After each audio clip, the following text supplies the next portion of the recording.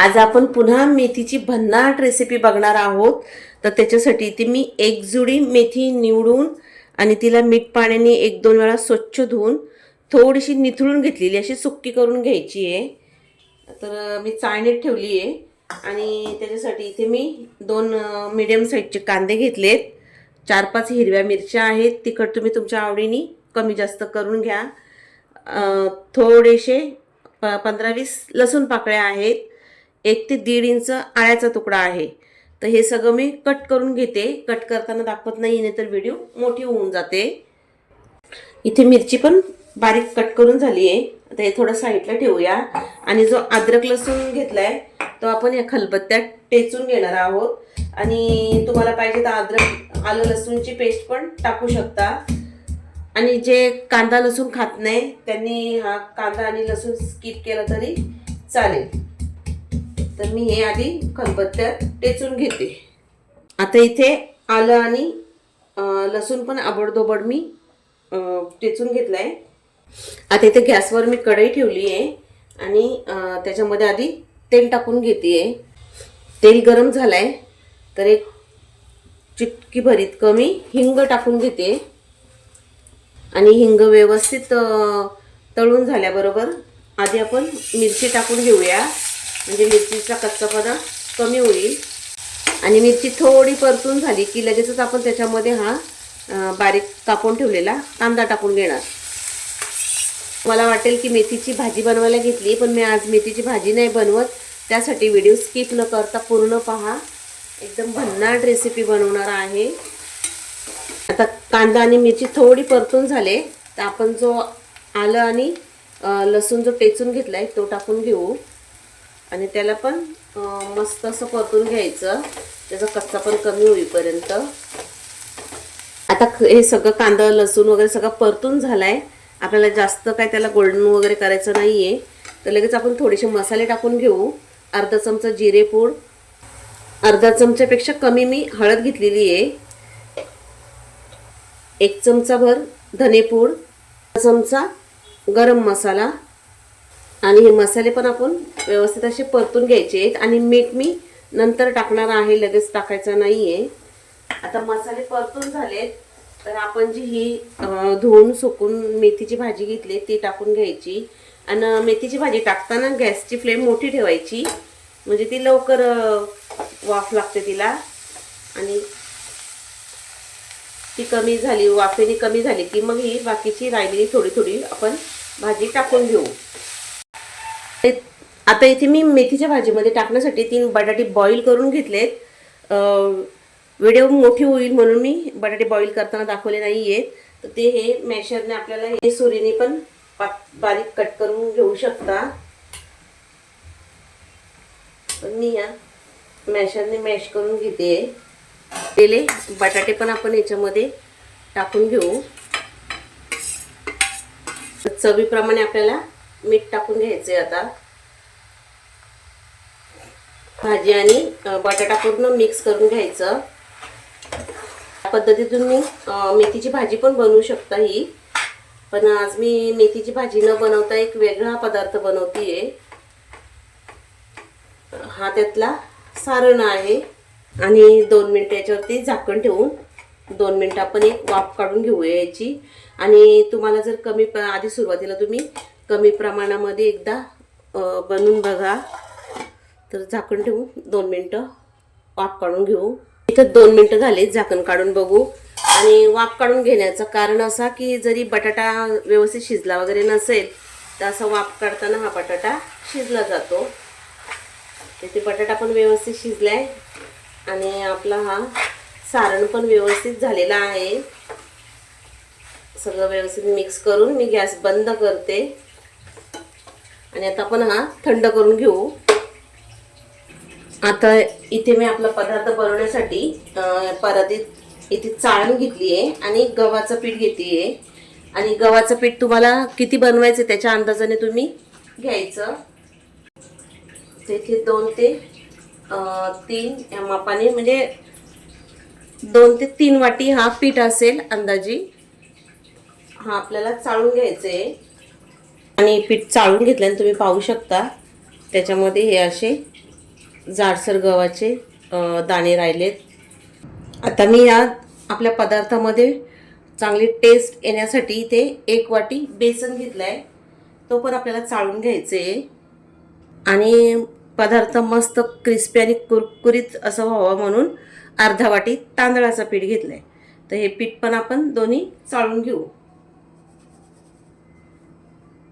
आता ह्या पिठांमध्ये चवीपुरतं थोडंसं मीठ टाकून घेऊ आणि ही पिठं सगळी आपल्याला मिक्स करून घ्यायची आहे. आता आपण बनवून घेतलेली भाजी पण थंडी झाली आहे, तर ती आपण आता ह्या पिठामध्ये टाकून घ्यायची.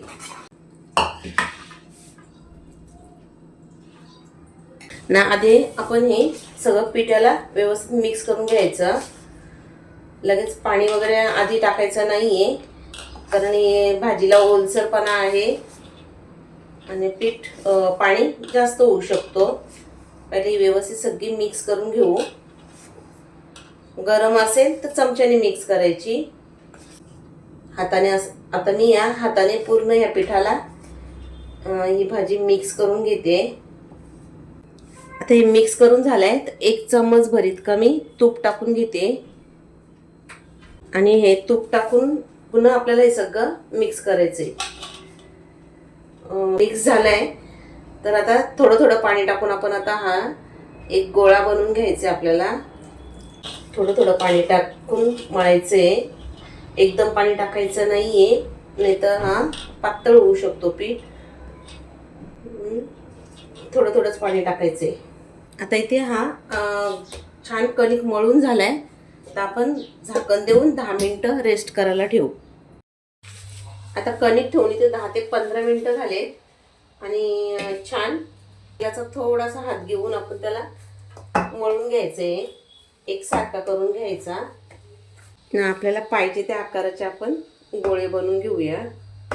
आता आपण घेतलेल्या साहित्यामध्ये जवळजवळ मीडियम साईजचे 10 गोळे तयार झालेत, तर आपण ते लाटून घेऊ. आता इथे मी लाटण्यासाठी हा गव्हाचं पीठ घेतलंय. तर याच्यात थोडंसं पीठ हा इथे पोळीपाटावर टाकून घ्यायचा.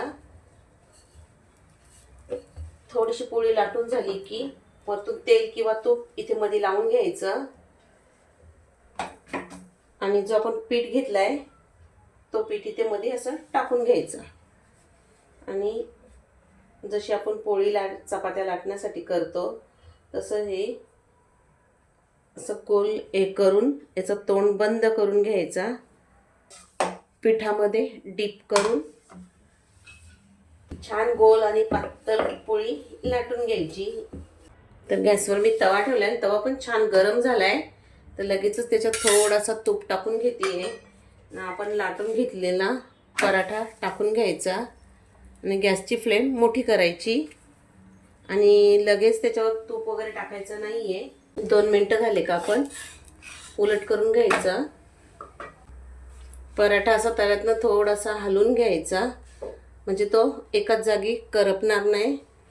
आणि एका साईडनं झाल्यानंतर आपण छान असा भरपूर तूप टाकून घ्यायचं. जर तुम्हाला तूप आवडत असेल तर, नसेल आवडत तर तुम्ही तेल पण टाकून घेऊ शकता. मग दुसऱ्या साईडनं पण आपण तूप लावून घेऊया आणि दोन्ही बाजूने त्याला खरपूस असा भाजून घ्यायचा. आणि असा खरपूस भाजलेला आपला पराठा तयार आहे. तर इथे ठेवण्यासाठी मी जाळी घेतली, त्याच्यात हा ठेवून घेते. तर याच पद्धतीने आपण दुसरा पण लाटून घेऊ. याच पद्धतीने मी अजून एक तुम्हाला लाटून दाखवते. थोडासा तेल किंवा तूप लावून घ्यायचा, वरतून थोडासा पीठ टाकून घ्यायचा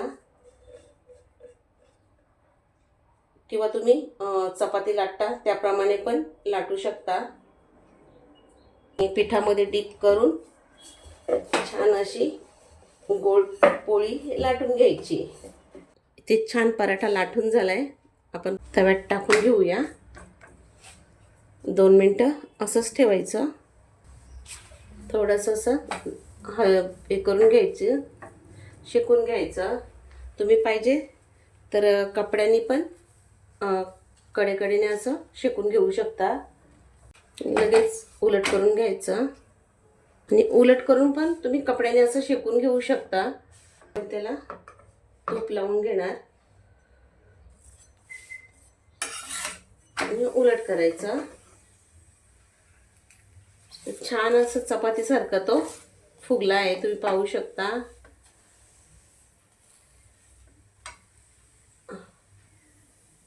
एकदम मस्त.